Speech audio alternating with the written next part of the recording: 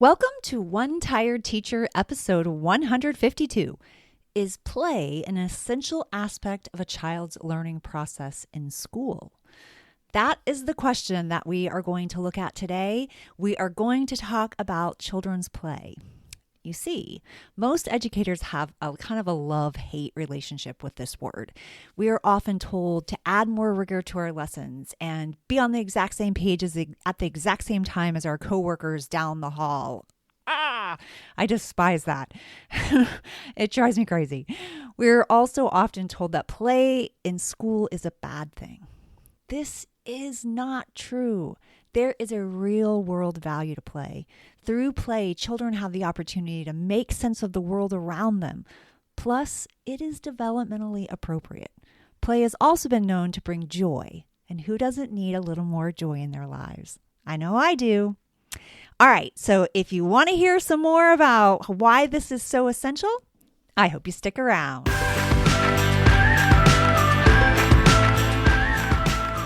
Welcome to One Tired Teacher. And even though she may need a nap, this teacher is ready to wake up and speak her truth about the trials and treasures of teaching. Here she is, wide awake. Wait, she's not asleep right now, is she? She is awake, right? Okay. From Trina Debery Teaching and Learning, your host, Trina Debery. Hey! So, I am on a soapbox today talking about children's play.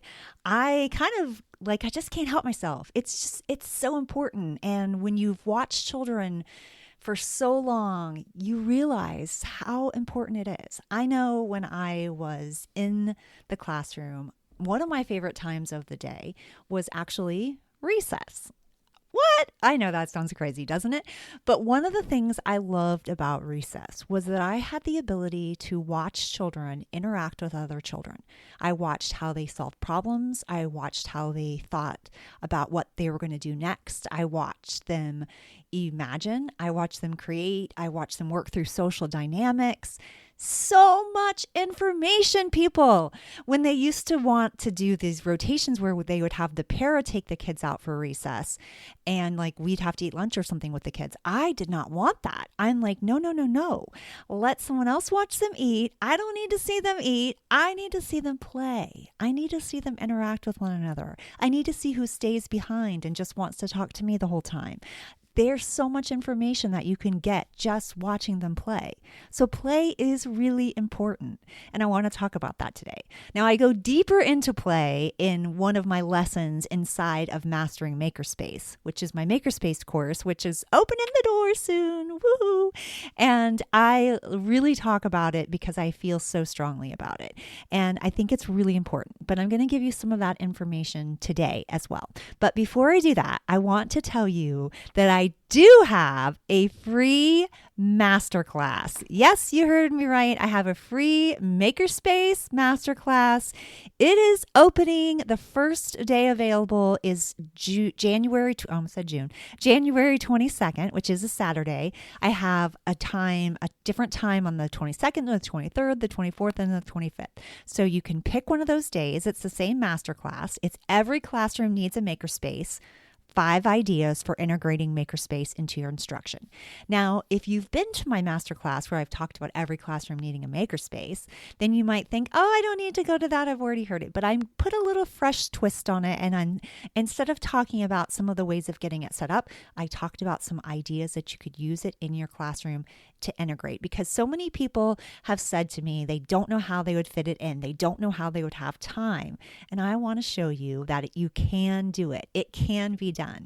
In fact, if you were listening last week when we came back on the air after 2 months of taking off, and Happy New Year to those of you that didn't catch episode 151, I talked about reading this really great book called Loose Parts. And I love it. And it is so good. And it's really breaking down the essentials of the parts that you can use or materials that you can use inside of a Makerspace, and that you don't have to limit your space, which I talk about in Mastering Makerspace as well, because this is more of a mindset. It's not based on the materials or the parts or the space. It's based on the mindset that children can be innovative and creative and explore and dream and wonder and like we go for that curiosity. So it's a different way of thinking for sure. And I know there's lots of talk about inquiry based, but I don't think we're doing some of those things. So this is actually how to do some of that thinking. And yes, it's a little bit of a pushback, not a little, it's a pushback. I'll give you standards. I'll give you justification. I'll give you research. You'll be able to defend it. But it's a pushback on a system that is currently making children very unhappy. And I know you don't want to be a part of that. I don't want to be a part of that. We want kids falling in love with learning. So that's what we're going to be talking about for the next month or so, really focusing in on Makerspace and that mindset. And then we'll take a dive into some other areas, but that's what we're going to talk about in January. So I hope that you will stick around each week and take a listen to some of those things. So let's talk about play. All right. So play is the way that children work through their lives. This is when they get a chance to try on different roles. They get a chance to be different people or even be themselves in a safe environment. They have the opportunity to work through social and emotional issues. They have the ability to work through social norms. And I think it's so fascinating when you watch children play. Like I said, when I watched them play at recess, I got so much information, and it was just such a critical part of the day. And also you get a really good sense of how kids feel about themselves, their self-worth, their self-esteem. And these are important things to know about kids, especially when we're talking about reluctant learners. Are reluctant learners reluctant players? That's a question. That's something you can address. That's something you can look at. That's something you can notice. And you're going to start to notice a lot of these things when you really pay attention. I mean, I know it's fun to go out there sometimes with your colleague and chit chat on the sidelines and not really pay as much attention as we know that we should. And then your principal comes along, and oh, maybe that just happened to me. But it is important for adults to have a little bit of downtime, especially teachers having that downtime where you can kind of like regroup.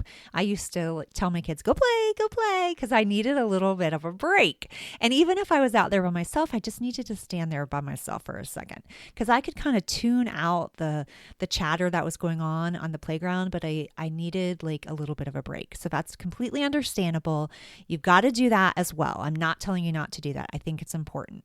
But I also think it's important to start to notice and make observations and really pay attention to what's going on with kids while they're playing. I think it's really critical, and it'll give you some very valuable information. Play really is one of the reasons that I love Makerspace so much, because it can feel like play. And anything that feels like play, kids want to do more of. I used to have these centers, and I call them smart stations, and they were broken into Howard Gardner's multiple intelligence theory, like with people smart and self smart and music smart and logic smart and so on. And we would do these at the end of the day, and kids got to get a chance. They had a very metacognitive type of relationship with these areas. And I think this would have been such a great time to incorporate Makerspace. And it would have fit in so many different smarts. So I might have just had like little stations inside the Makerspace area where the kids could like think about those different smarts. But anyway, it felt like play. They felt like we were playing at the end of the day. We weren't playing. We were learning. We were exploring. We were creating. We were building. We were doing all kinds of really cool activities. And they were learning, but they felt like they were playing. So they were excited about it. It was a big deal to them. It ended the day so well. So when it feels like play, kids are all about it. Now, I warn you, I could talk about this topic for like hours. And I mean, I can get on a soapbox for sure, because I really believe in play that much. And when I was getting my national board certification in 2003, I actually got a perfect score on the children's play question. And I will never forget that, because if you've ever gone through national boards, oh my goodness, it's a massive amount of work. And I did early childhood generalist, and it was crazy hard. And for some reason, the areas that I felt like were my strengths, which were teaching reading and integrating science, I had a harder time on the reading questions and the reading part than I did on children's play. And I thought, well, that's interesting.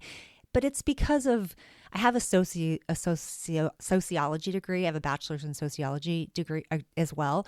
And I think it's that sociological kind of aspect of play that fascinates me so much, and why I understand the value.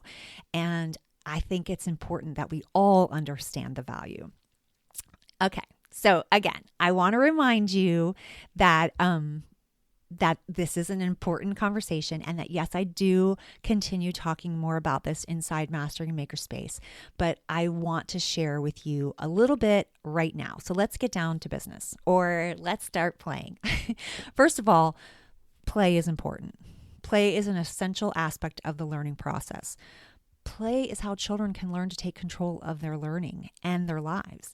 It is actually how they better understand the world around them. And just think, we have taken so much play out of the classroom. That makes me so sad when I think about all the little kitchens and all the little dramatic play areas that have been removed from the classroom, and we're no longer doing play in kindergarten, and we only are doing play in pre-K, and barely that. It's just, it's heartbreaking. In fact, when I was the student support specialist in my last school, this was several years ago, there was a student in pre-K that everyone was concerned about. They were concerned about his behavior. So I went in to do an observation and kind of see what was going on. And I realized really quickly that he wanted to play. For goodness sakes, he's 4. And I don't even think he was probably just 4. So he just wanted to play. They were learning about shapes, and they were sitting in a circle, and they were doing some shape work. And so I was like, all right, well, the objective is that they understand the differences between a square and a circle and a triangle. And I don't remember what else. I don't have the curriculum down for pre-K, even though I should, since it was nationally certified in early childhood. But when you don't use that a lot, it doesn't, I've never taught pre-K. Anyway, so I was like, okay, this is the objective. I want to do the same thing using play. So we were in the play area with like the dramatic things, like the dolls and the blocks and the trucks and things like that. And so I asked him to go find something that looked like a circle. So he went and grabbed a ball, which is, a sphere. He brings it back, and I'm like, this is such a good beginning of understanding what a circle is. And then I found something that was flat. I can't even remember what it was. And I'm like, it was a plate, which is, not completely flat. It still has 3 dimensions, but it has a circle. It has the shape of a circle on the face of it. And so then we looked at that, and then we looked for squares, and he was able to do it. So he was actually understanding the objective. He was meeting the objective. He just was doing it in a different way. He just couldn't sit still in the middle of a circle and point to things. We have to consider these different ways of learning and not immediately assume that there's something wrong with those students. He was doing what we naturally want to do as children, especially as 4-year-olds. We want to play. I think we want to play as adults. So I think that's an important thing to remember too. I think you've got to think about this for yourself. Like, how do you feel when it's all work, and then you go home and you do more work, and then you have housework, and you've got cooking and kids and work? We need to play. No matter what that looks like as an adult. And I don't know about you, but who doesn't love a good board game now and then? And there's other ways of playing. You're running, you're skipping, you're jumping. There's just so many important ways of playing, even for us. In one study that I found in Joel Ying's 2019 article, The Decline of Play, Peter Gray, Ying spoke of the skills that children actually learn through play. So he talks about skills that kids are actually gaining as a result of playing. And these include the ability to problem solve with creativity, imagination, and innovation. He also talks about the skills kids learn about getting along with others, all the social and emotional skills they learn, such as persistence and collaboration, and especially risk-taking skills, which can be so important because as we go along in the grades, the kids stop taking risks.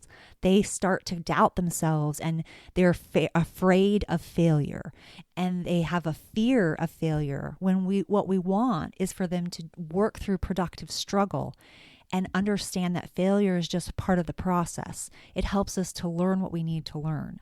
So these are really important, and play can be a safe place to take risks. All the skills that make our children employable in the future and make them better human beings are skills that they can learn and gather through play.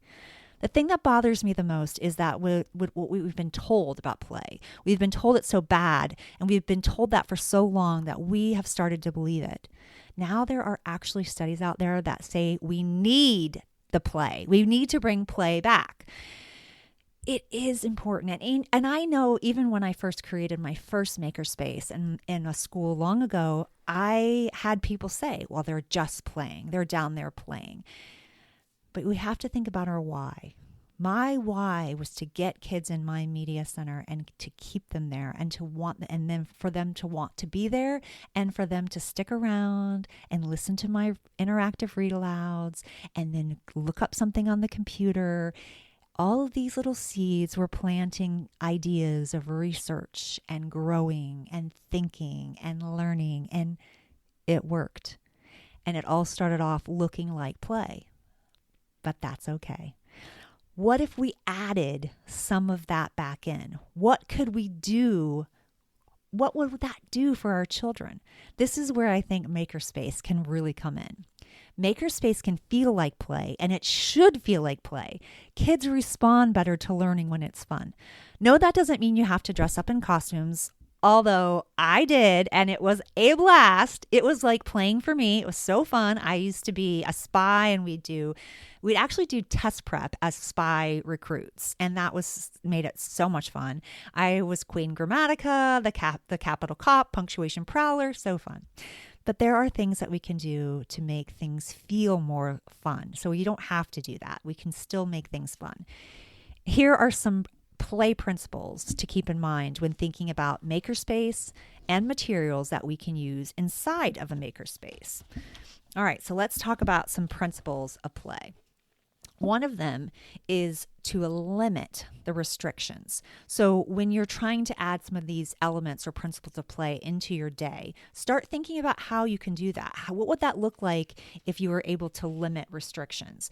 Maybe that means that kids have more choices, or we have more open-ended assignments, and we're not all making or creating the exact same thing. We are allowing them to come up with their own ideas. Or number 2 is another principle of play. Involve children in using, planning, and building spaces and learning. So again, when you start thinking about creating a makerspace or a space in your classroom or even an area that you're going to take outside of your classroom, allow the kids to have a say in this. Allow the kids to be part of the planning process. You will have such a different experience if you do. Another principle of play that you can incorporate is blurring the lines between inside and outside. This is one of my favorites, especially in Florida, because it's easier for us to go inside and outside most of the year, except for it is really hot.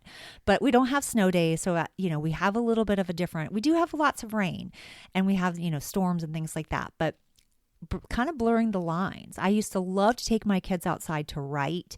I love to take them outside as scientists, and they could gather information and record observations. And when you start blurring the lines between inside and outside, it makes it feel more fun. Also, another principle of play is to create a lab-like environment. That's where I love things like Makerspace or innovation labs or the light bulb lab that Lily from Lily's Purple Plastic Purse had. I love that in Mr. Slinger's classroom. If you know what I mean, you are excited right now. And if you're like, what is she talking about? Go read Lily's Purple Plastic Purse by Kevin Hankins. So good. One of my favorites. Another way to build and play is to solve real life problems. And this is where STEM comes into play. When we're looking at science, technology, engineering, math, and we're looking at real world problems, we're getting kids to think like scientists and engineers, and we're getting them to think about solutions to problems. And that can be really powerful, and it's necessary and important. We need it. Another principle of play is to allow children to learn through experimentation. When kids are able to experiment and see what works and doesn't work, and then apply what doesn't work, like change it, revise, this is when the magic happens and it feels like they're having fun. Anytime I've done hands-on kind of science experiences or Makerspace extensions, kids have been smiling and laughing and creating and thinking and having a blast. Another element of play that we can bring into our classrooms is to use a variety of approaches to different materials that we can use.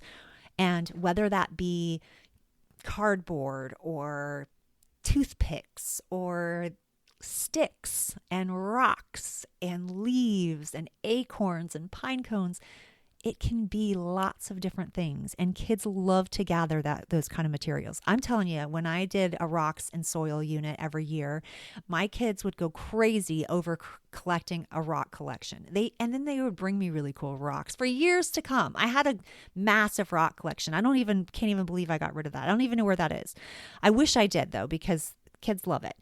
Another element of play is to just add water. Water can be so fun for kids. I swear, I feel like it's like my dog Kobe. He is a puppy and he absolutely adores water. Like anytime water is on, he just goes crazy. That's what I feel like my kids used to do. I would add water to something and it was a mess, and you can do this outside. This is when the lines can easily get blurred. It's so much better outside because then you have a mess outside and not in your classroom. But you add water and it brings on this whole new element. That's why they have water tables and things like that. Also, another principle is to use what you have. So use the materials that you have around you. Use the things that you have around you. You have so much more than you think you do. And then finally, play. Let the kids play. You want to give them the opportunity to explore. And sometimes we need to give them 5 or 10 minutes of free choice exploration so that they can think and they can learn through play. So it's really important. All right. There are a great deal of books and articles written on play. And one such book is a book that I love, and it's the one that I talked about earlier, and it's Loose Parts. So you might want to grab it. I'm going to link to it in the show notes. This book goes hand in hand with Makerspace and allowing children to make choices and to grow emotionally and academically. Love, love, love it. Play is essential to the growth of our children. How can we bring some of that back into our classroom? I'm going to discuss this further in my live Makerspace masterclass. I hope that you will come join me. I don't even know if I told you about it. I meant to tell you about it, and then I kind of got sidetracked. So I did tell you, and how I changed the title. So you can find that at TrinaDebery.com/Makerspace class, all one word, Makerspace class. And actually, if that's confusing, if you just go to my website, TrinaDebery.com, you go to courses, you will see, I think it's the first one. I'm redoing my website, so don't judge. And you should be able to find that free course. I'm doing it 4 live sessions in the next week, and then I'm going to be opening my doors to Mastering Makerspace, which is my Makerspace course. So if you are thinking, I want to be involved with Makerspace, I want to make that change for 2022, I hope you will join me. But before that, come to my free masterclass. See what it's all about. Again, TrinaDebery.com/Makerspace masterclass. Until next week, sweet dreams and sleep tight.